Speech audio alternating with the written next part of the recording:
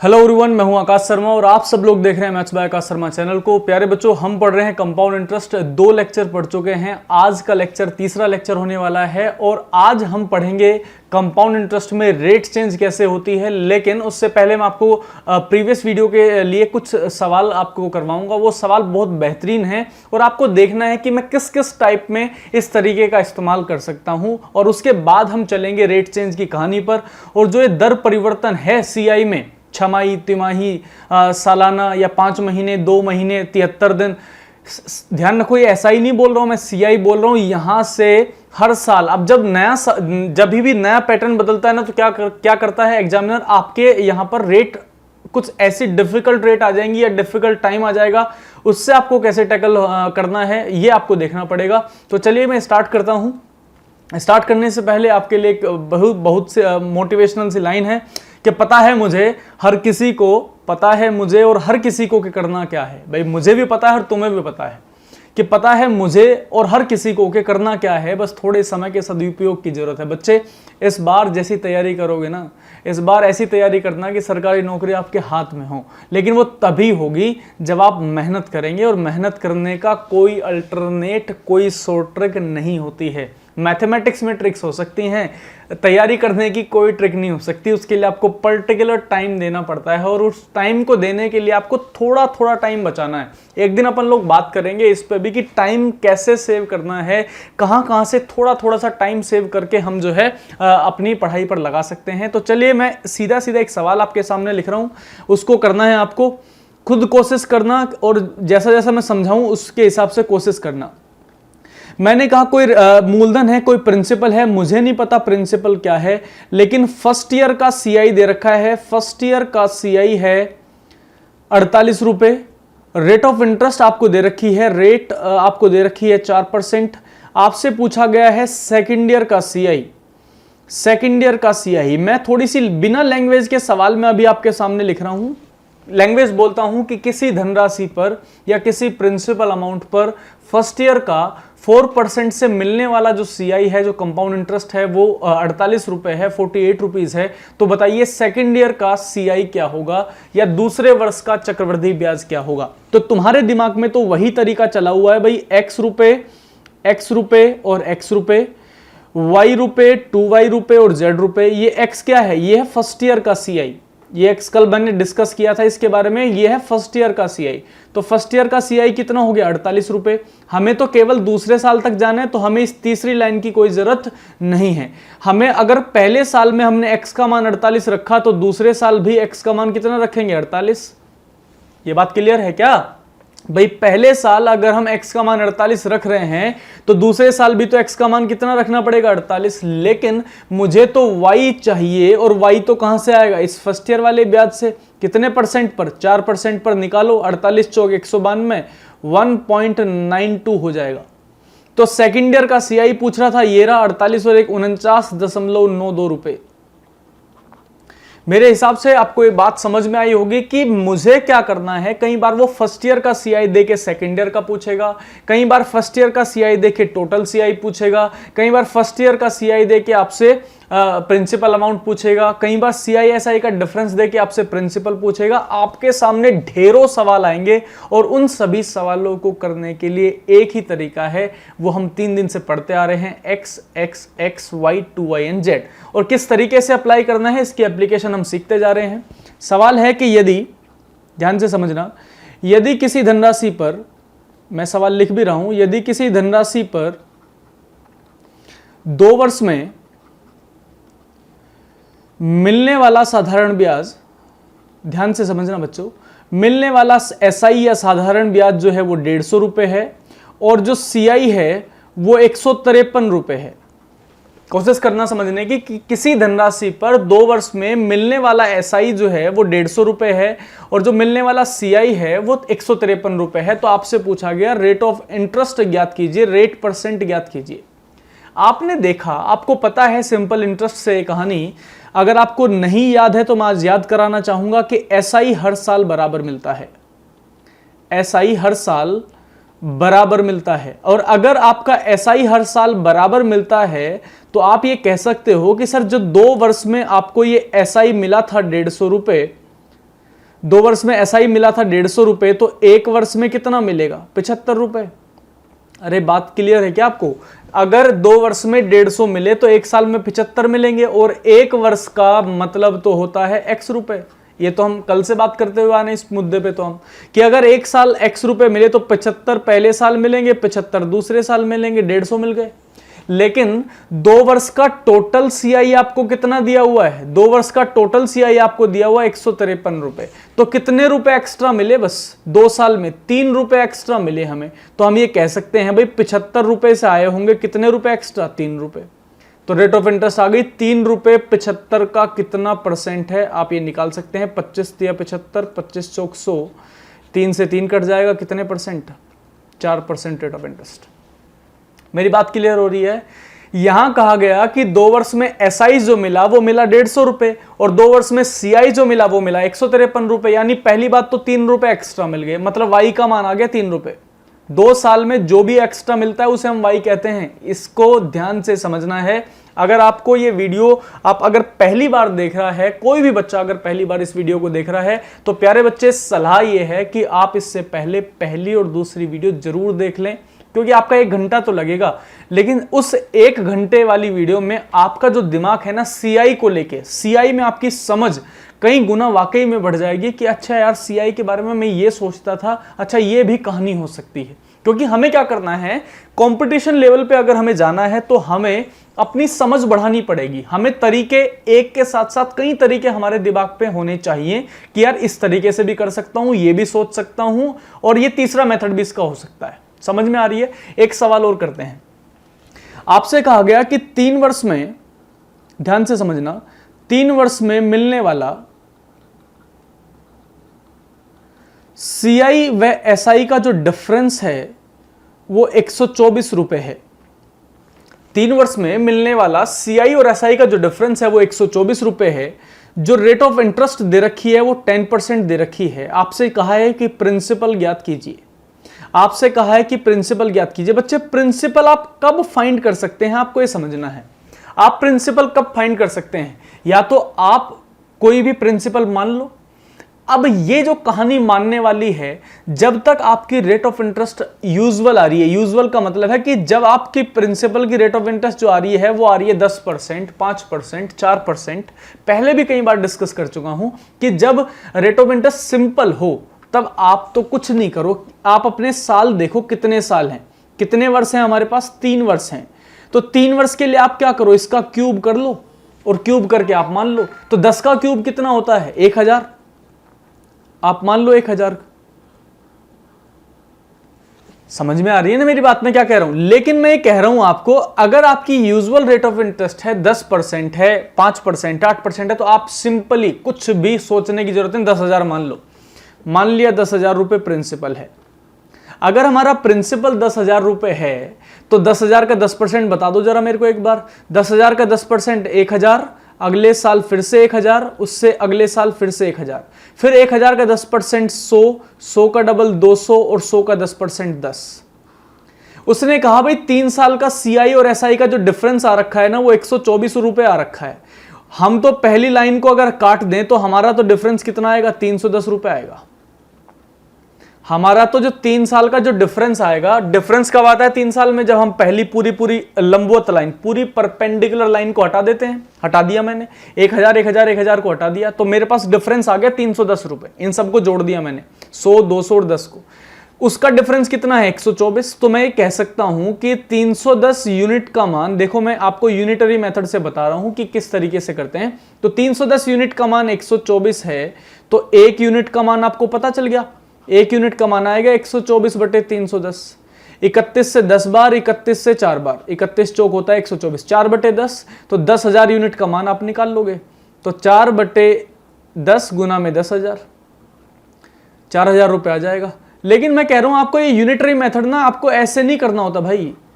आपको ये unitary method ठीक है, आप लगा सकते हो, बहुत अच्छी बात है, समझ में भी आता है। मैं तो ये कहता हूं आपको, हमेशा से बोलता आया हूं कि आप यहां देखना, इधर आप ओरिजिनल बटे में लोकल और जो भी चाहिए वो गुणा में लिख सकते हैं, या आप ऐसा कहें ओरिजिनल अपॉन डुप्लीकेट इनटू में चाहिए। जो भी आपका क्वेश्चन मार्क है उस पे आप काम करें। आप ये बताइए ओरिजिनल डिफरेंस कितना है। ओरिजिनल डिफरेंस है 124 रुपए। लोकल डिफरेंस कितना है, लोकल हम निकाल के लाए हैं प्रिंसिपल मान के 310 रुपए, और हमको चाहिए प्रिंसिपल, तो गुना में लिख दो 10,000। आप एक ही बार में, ये यूनिटरी मेथड जो है वो यही तो था, 31 चौक 124 आ गया 4,000 रुपए। यानी मेरे को ये यूनिटरी मेथड है ना, वो भी एक ही लाइन पे लगाना है यार। मेरे को ना 4 लाइन पेपर में लिखनी है तो टाइम वेस्ट होता है। टाइम वेस्ट करने का तुम्हारे पास टाइम नहीं है। अगर आप घर पे बैठ के सीख रहे हो तो यूनिटरी मेथड पूरा सीखो, 1 यूनिट की वैल्यू ये, 4 यूनिट की वैल्यू ये, पूरे से करूंगा तो ऐसे करूंगा। नहीं तो आपको लगाना चाहिए ओरिजिनल ऊपर, डुप्लीकेट नीचे, और जो भी आपका क्वेश्चन मार्क है, जो भी आपसे क्वेश्चन पूछा गया है, उसको आप मल्टीप्लाई करके अपना आंसर दे सकते हैं। चलिए एक क्वेश्चन और मैं आपको पढ़ाता हूं। लिखा है भाई प्यारे बच्चों कि 2 वर्ष में 4% दर से CI व SI का जो डिफरेंस है वो आपको 64 रुपए दे रखा है। CI और SI का जो डिफरेंस है वो आपको 64 रुपए दे रखा है। तो आपको ये बताना है कि प्रिंसिपल क्या है, कितनी रेट ऑफ इंटरेस्ट है 4%, कितने साल दे रखे हैं 2। मैंने कहा ना, जब आपकी रेट ऑफ इंटरेस्ट ना यूजुअल हो, यूजुअल का मतलब 4, 5, 6, 8, 10 जो भी हो, आप प्रिंसिपल को बेहिजक 10,000 मान लो। मान लिया 10,000। बताओ मेरे को 10,000 का 4% कितना। 10,000 का 4% 400, यहां पे भी 400, और 400 का 4% 16। और आपको पता है कि 2 वर्ष की जो कहानी है वो y जो है वो 2 वर्ष की कहानी है। तो y रुपए जो है वो 2 वर्ष की कहानी का अंतर है। मतलब पहली लाइन को छोड़ दूंगा तो 16 जो बचेगा, y जो बचेगा वो CI माइनस SI कहलाता है 2 साल में। बच्चे पूरा का पूरा मैंने कल की क्लास में समझाया था, जिसको नहीं समझ में आ रहा वो दोबारा वीडियो देखे। तो y जो है CI माइनस SI है 2 साल में। वो कितना दे रखा है उसने, 64 रुपए दे रखा है। तो भाई 64 रुपए उसने ओरिजिनल दे रखा है। लोकल में कितना आया 16 रुपए। मेरे को चाहिए प्रिंसिपल, कितना मान रखा है मैंने 10,000। बताइए कितना आ गया, 16 चौक 64, मेरा आ गया 40,000 आंसर। क्या मेरी बात समझ में आ रही है? क्या मेरी बात समझ में आ रही है? भाई 2 वर्ष में 4% दर से CI डिफरेंस SI जो दे रखा है वो 64 रुपए दे रखा है। तो आपको बताना है प्रिंसिपल कितना है। तो मैंने आपसे कहा कि आप 10,000 मान लीजिए। अब ये मानने वाली कहानी को हम और कैसे इजीली समझ सकते हैं वो अब आप क्लियर करते हैं। नोट करके लिखना सारी की सारी बात, ये आपके लिए मोस्ट इंपोर्टेंट होने वाला है बच्चे। मोस्ट इंपोर्टेंट क्या है, यदि कभी दर माननी पड़े, नोट्स बनवा रहा हूं, पूरे नोट्स बनाना, यह भी कभी दर कह रहा हूं मूलधन, यदि कभी प्रिंसिपल या मूलधन जो है प्रिंसिपल मानना पड़े या लेट करना पड़े तो आपको 2 हिस्सों में बांट लेना है। कैसे 2 हिस्सों में बांट लेना है कि अगर आपकी यूजुअल रेट है, अगर आपकी रेट जो है वो यूजुअल है, यूजुअल का मतलब आपकी रेट ऑफ इंटरेस्ट है 10%, 8%, 4%, 5%, ऐसी दर में तो हमें कोई दिक्कत ही नहीं है। हम क्या मान लेंगे, 10,000 लेट कर लेंगे, 10,000 लेट कर लेंगे, आपका आंसर आता हुआ आपको दिखाई दे जाएगा। लेकिन अगर आप कभी भी आपको रेट माननी पड़े और आपको दिमाग लगाना पड़े, यार 12.5% रेट आ रही है, या आपकी 11/9% रेट आ रही है, या 14.28% रेट आ रही है, या 16.33 आ रही है, 33.33 रेट ऑफ इंटरेस्ट आ रही है, 66.66 आ रही है ना, 16 से ही 2/3 है, 7 से 1/7 है, 6 से ही 2/3 है, 6 से 1/, इतनी सारी भरमार रेट ऑफ इंटरेस्ट हमारे सामने आ सकती हैं पेपर में। तो अगर इस तरीके की रेट हो, मान लो मैं एक एग्जांपल आपको समझाता हूं, अगर आपकी 12.5% रेट ऑफ इंटरेस्ट है, और 12.5% रेट ऑफ इंटरेस्ट का मतलब है 1/8, तो सबसे पहले आप क्या करो, उसे भिन्न में कन्वर्ट कर लो। मतलब जब भी कभी आपके सामने एक ऐसी रेट आ जाए जिसके बारे में आप डायरेक्टली काम नहीं कर सकते, तो आप क्या करो, उसके लिए सबसे पहले उसको भिन्न में, उसको फ्रैक्शन में कन्वर्ट कर लो। जैसे ही आप उसे फ्रैक्शन में कन्वर्ट कर लोगे ना, आप अब ये देखो आपको कितने साल पर जाना है। अगर आपको 2 वर्ष पर जाना है तो आप डिनोमिनेटर का स्क्वायर कर लो, अगर आपको 3 वर्ष पे जाना है तो आप डिनोमिनेटर का क्यूब कर लो, और अगर आपको 4 वर्ष पे जाना है तो आप डिनोमिनेटर की पावर 4 लगा लो। और ये काम इतना हार्ड नहीं है, क्योंकि मैंने तो स्क्वायर क्यूब सिखाए हैं आपको। अभी मैंने रिसेंटली 1 महीने पहले एक स्क्वायर की वीडियो डाली थी, आप उसमें से स्क्वायर निकालना सीखें। और क्यूब निकालने के लिए आपको बच्चे 1 से लेकर 50 तक के तो स्क्वायर याद होने चाहिए, 1 to 50 के स्क्वायर। और ये तो इतना आसान मैंने आपको करके समझाया था कि आप ना मुश्किल से मुश्किल 10 मिनट में सारे के सारे स्क्वायर निकाल लोगे। 1 से लेके 50 तक के स्क्वायर आप मात्र 10 मिनट में निकाल लोगे, पूरे के पूरे स्क्वायर। और 10 मिनट में निकाल के बार बार उन्हें पढ़ के देखो, बार बार ना उन्हें पढ़ के देखो कि किस पॉइंट पे मेरे को कमजोरी लग रही है। मैं बता देता हूं, जब मैं सिखाऊंगा आपको 29, 26, 24, 19, 17 ऐसे नंबर में आपको दिक्कत आएगी, वे आपको बार बार पॉइंट करके पढ़ने हैं। मैंने उस वीडियो में पूरा बताया कि आपको कौन कौन सा कैसे याद करना है। मैं फिर से नई वीडियो बनाऊंगा इस पे कि कैलकुलेशन कैसे करनी है। क्यूब मैंने आपको बोला था बच्चे, क्यूब आप 1 से लेके 20 तक के तो मिनिमम आपको क्यूब याद करने हैं। फिर आपको याद करना है बच्चे, एक स्पेशल क्यूब आपको याद करना है 21 का, और एक स्पेशल क्यूब आपको याद करना है 41 का। 21 से 41 याद नहीं करना, ध्यान रखना। मैं 21 से 21 का और 41 का आपको क्यूब याद रखना है स्पेशली। और जब ये पावर 4 वाली बात आएगी ना, तो आप एक बार स्क्वायर कर लो डी स्क्वायर, फिर एक बार दोबारा स्क्वायर कर लेना। ये तो बहुत ईजी हो जाएगा, ये तो हम समझेंगे भी सवालों के अंदर। तो आपको क्या करना है, मान लो आपकी रेट ऑफ इंटरेस्ट नीचे डिनोमिनेटर में क्या आया हुआ, हमारे पास 8 आया हुआ है। तो आपको क्या करना है, इस 8 का अगर 2 साल का प्रिंसिपल आपको मानना पड़ जाए, लेट करना पड़ जाए, तो 8 का स्क्वायर कितना, 64। आप 64 लेट कर लो, आप 640 लेट कर लो, आप 6400 लेट कर लो, कुछ भी लेट कर लो, लेकिन स्क्वायर की टर्म में आप लेट करोगे, मानोगे आप स्क्वायर की टर्म में। क्यूब है तो आपको 512 आप मान सकते हो, 8 का क्यूब 512 है, 120, 1500, 5120 मान सकते हो। 5120 का डबल करके मान लो। अगर आपको दिक्कत आ रही है तो आप क्या करो, 5120 का डबल करके मान, कुछ भी। मैं क्या कह रहा हूं, जब आपकी रेट ऑफ इंटरेस्ट मान लो 12.5 नहीं आई, हमारी रेट ऑफ इंटरेस्ट आ गई 11 सही 1/9%। आपको भी पता है ये 1/9 होती है इसकी दर।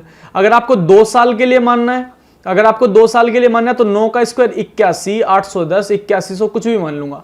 क्यूब करके माननी है तो 729, अगर 3 साल है तो 7290, 72,900, कुछ भी आप मानोगे, आपका सवाल इजीली हो जाएगा। लेकिन मानना पड़ेगा कब, जब आपको मूलधन चाहिए। और मूलधन मैं समझता हूं कि जब मूलधन वाले सवाल आ जाएं प्यारे बच्चे, तो आपको मान लेना चाहिए। अगर आप मान लोगे ना तो आपका सवाल बहुत इजीली आप उसे हल कर लोगे। समझ रहे हो ना मेरी बात, मैं क्या कह रहा हूं, आप उसे बहुत इजीली हल कर लोगे। ठीक है, तो आपको क्या करना है, मान लेना है। अगर मान लो मैं आपसे अभी कहता हूं कि भाई आपकी ना रेट ऑफ इंटरेस्ट मान लो इस तरीके से आ जाए, समझना बात को, 16 से ही 2/3% आ जाए। फिर से क्लियर कर रहा हूं, 1/6 होगी, इसकी भिन्न क्या होती है, 1/6। तो इस 1/6 का क्या करना है, अगर आपके 2 साल हैं, अगर आपके साल 2 हैं तो आपको क्या करना है, स्क्वायर करके मान लेना। 6 का स्क्वायर कितना होता है, 36। और अगर आपके 3 साल हैं तो आप 3 साल में क्या कर सकते हो, 3 साल में आप कर सकते हो 6 का क्यूब होता है कितना, 216, यानी 2160 हो गया। या आप इसका डबल करके मान लो 432, यानी 4320 हो गया। इसका डबल करके मान लो 72, कुछ भी मान लोगे, अब आपका आंसर आसानी से हल हो जाएगा। तो अगले क्वेश्चन की तरफ चलते हैं। इसमें लिखा हुआ है बच्चे, देखना ध्यान से, लिखा हुआ है कि पहले साल की जो रेट ऑफ इंटरेस्ट है वो 14 से ही 2/7% है। दूसरे साल की जो रेट है वो 16 से ही 2/3% है। और तीसरे साल की जो रेट ऑफ इंटरेस्ट है वो 12.5% है। पहले साल की जो रेट ऑफ इंटरेस्ट है वो है 14/7%, सेकेंड ईयर की रेट ऑफ इंटरेस्ट है 16/3%, और थर्ड ईयर की रेट ऑफ इंटरेस्ट है 12.5%। तो यहां पर हम मूलधन को कैसे मानेंगे, तो यहां पर इसकी वैल्यू होती है 1/7, इसकी वैल्यू होती है 1/6, और इसकी वैल्यू क्या होती है 1/8। तो आपको किस तरीके से प्रिंसिपल को मानना है। अब आप यहां पे किसी का पर्टिकुलरली क्यूब तो कर नहीं सकते हो, तो कैसे मानोगे, इन तीनों के डिनोमिनेटर की मल्टीप्लाई कर लो।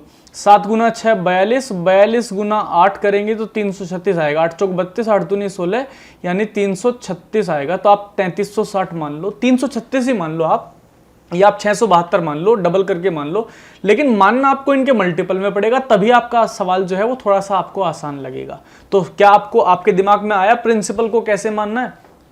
बिल्कुल छोटा सा कर देता हूं।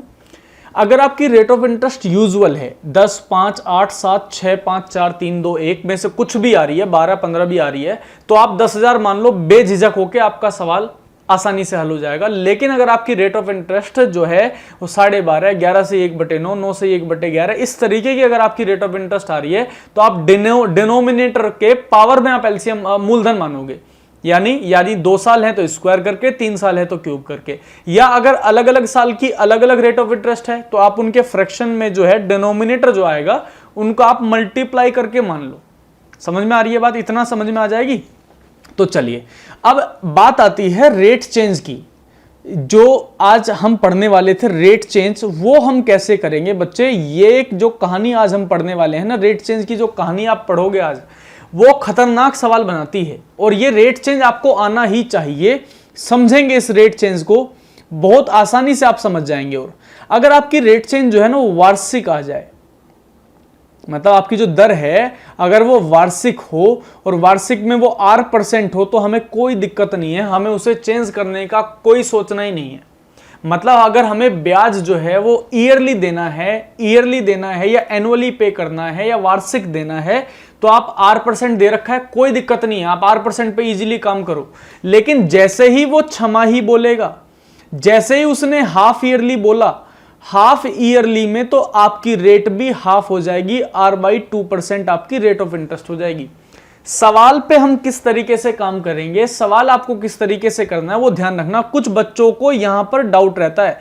डाउट इसलिए रहता है क्योंकि वो सबसे पहले ना टाइम को चेंज कर लेते हैं। मैं सबसे पहले आपको कहता हूं, सबसे पहले आपको दर बदलनी चाहिए, बाद में आपको समय पे ध्यान देना चाहिए। हम इस समय को बदलना भी सीखेंगे। समय तो जो है वो आपका स्टेप 2 का नंबर है। स्टेप 2 पे आपको करना है, समय बदलना है कि कितनी बार आपको ब्याज लेना है। वो तो आप सबसे बाद में चेक करोगे कितनी बार ब्याज लोगे। सबसे पहले काम बनता है रेट चेंज का। आप सबसे पहले रेट चेंज करोगे। रेट चेंज कैसे होगी? आपके सवाल में आपको देखना पड़ेगा कि मेरे को छमाही ब्याज देना है या सालाना ब्याज देना है। अगर छमाही देना है तो आधी दर, अगर आपको तिमाही ब्याज देना पड़ जाए, तिमाही या आप इसे क्वार्टरली कह सकते हो, वो वाला क्वार्टर नहीं जो आपके दिमाग में चल रहा है, समझ रहे हो ना, ठेके बहुत सारे खुले पड़े हैं, वो वाला क्वार्टर नहीं कह रहे हम, क्वार्टर कह रहे हैं। हालांकि वो भी उसी को वो बताता है, चौथे हिस्से को ही बताता है। ध्यान से समझना, वहां से भी आप इंस्पिरेशन ले सकते हो मैथमेटिक्स पढ़ने की। तिमाही हमें सवाल करना है, यानी क्वार्टरली करना है, तो आप R को 4 से भाग करोगे। अगर आपको 4 महीने में देना है, देखो ये 2 मैं बिल्कुल अलग अलग कलर से आपको दिखा रहा हूं, जानबूझ के ऐसा कर रहा हूं क्योंकि आपको इनको ध्यान से देखना है। अगर आपका ब्याज जो है वो हर एक 4 महीने में देना पड़े, आपको हर एक 4 महीने में देना पड़े, तो आपको रेट ऑफ इंटरेस्ट को करना पड़ेगा R/3%। अब इन चीज पे आपको दोनों पे थोड़ा सा फोकस करना है।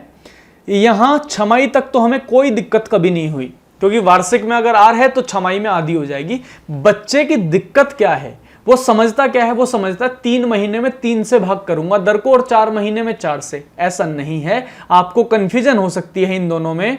अगर आपको 3 महीने में ब्याज लौटाना पड़े तो आप 4 से भाग करते हो, और अगर आप 4 महीने में आपको लौटाना पड़े तो आप 3 से भाग करते हो। इस क्वार्टरली का तो मतलब मैंने आपको बता दिया, इसका मतलब तो होता चौथा हिस्सा। आपको वैसे भी याद रहेगा, क्वार्टर ध्यान रखना, वो ठेके वाली बात से याद रखना कि क्वार्टर का मतलब होता है चौथा हिस्सा, यानी 4 से भाग करना है, और 4 महीने का मतलब है कि 3 से भाग करना है। लेकिन यहां से आसान, यहां ये तो बहुत आसान है, यहां से सवाल पूछे ना पूछे कोई फर्क नहीं पड़ता। आपको दर जो चेंज करनी है ना, दर तो कई बार आएगी 5 महीने की। जैसे CGL का 2019 के पेपर में सवाल पूछा गया था, जो 2018 वाला जो एग्जाम हुआ था 19 में, जब वो सवाल पूछा गया था, जो वहां पे जो रेट ऑफ इंटरेस्ट आई थी वो क्या थी? 5 महीने है ना, 7 महीने, 8 महीने। अगर आपको कुछ और भी टाइम दे दे भाई, कुछ भी दे दे, जैसे मान लो, समझना मेरी बात को मैं क्या बोल रहा हूं। अगर मैं आपको कहने लग जाऊं 2/5 साल दे दिए उसने कि मेरे को तो जो ब्याज है ना वो हर 2/5 साल में देना पड़ता है, या मेरे को जो ब्याज है ना वो हर 1/3 साल में देना पड़ता है, या मेरे को ब्याज जो है हर साल 1/7 साल में देना पड़ता है, 3/4 साल में देना पड़ता है, 3/5 साल में देना पड़ता है, ऐसे बहुत सारे सवाल बन सकते हैं। तो आपको कुछ नहीं करना, आपको जो भी रेट ऑफ इंटरेस्ट दे रखी हो, ये मोस्ट इंपॉर्टेंट है, मोस्ट इंपॉर्टेंट है ये, कि अगर आपकी रेट ऑफ इंटरेस्ट आपको दे रखी है, कोई भी रेट ऑफ इंटरेस्ट हो, और कोई भी फ्रैक्शन टाइम दे रखा हो, कोई भी फ्रैक्शन टाइम दे रखा हो, जो भी फ्रैक्शन टाइम दे रखा होगा उससे आप मल्टीप्लाई कर देना, आपका जो सवाल है उसकी दर बदल जाएगी। यानी पहला स्टेप जो हमने सीखना है वो क्या है कि अगर दर हमारी जो है वो वार्षिक दे रखी है तो हम उसे छमाही में कैसे बदलें, उसे हम 4 महीने में कैसे बदलें, उसे हम 3 महीने में कैसे बदलें, उसे हम किसी और फ्रैक्शन टाइम में कैसे बदलें। चलो एग्जांपल से समझते हैं।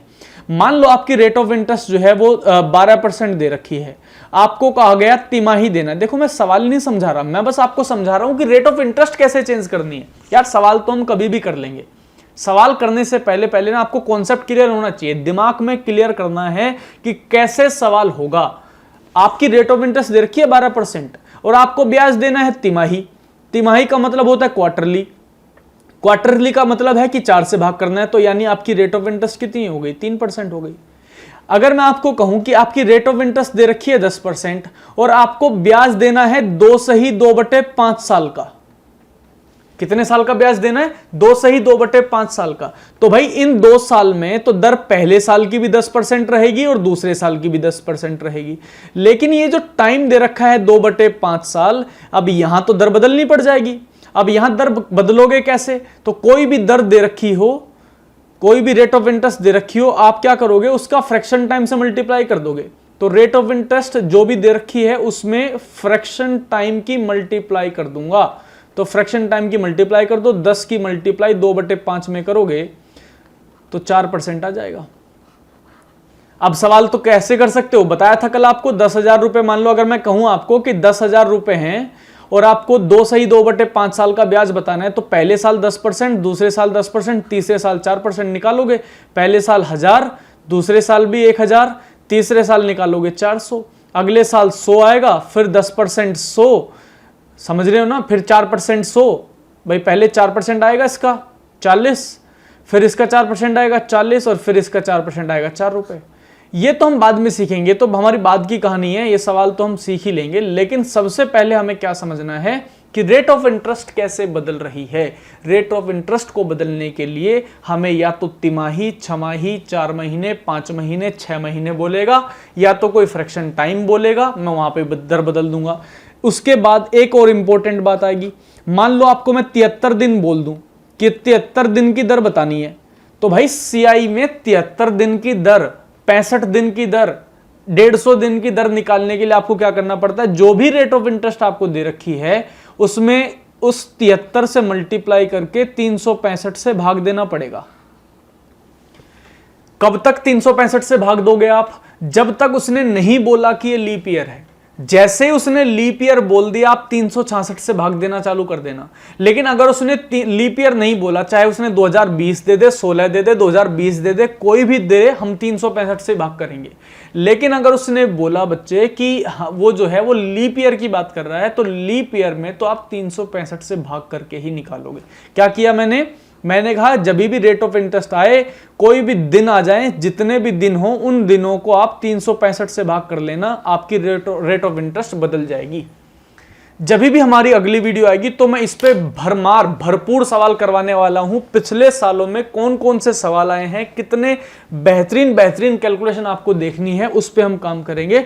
वो हम अगले उसमें करेंगे। तो चलिए मिलते हैं अगली वीडियो में, तब तक के लिए धन्यवाद। अगर वीडियो पसंद आती है तो शेयर करें, लाइक करें और भाई चैनल को सब्सक्राइब जरूर कर दें, और ये फ्री होता है, और बेल आइकन भी दबा दिया करो ताकि आपको नोटिफिकेशन जो है वो टाइम से मिल सके। लगातार वीडियो आ रही है, पर डे वीडियो आया करेगी, बस एक दिन जो है वीक में ऑफ रहेगा, वो संडे भी हो सकता है, सैटरडे भी हो सकता है, उसकी जानकारी भी आपको मिल जाया करेगी कि कब ऑफ होता है। तो चलिए मिलते हैं।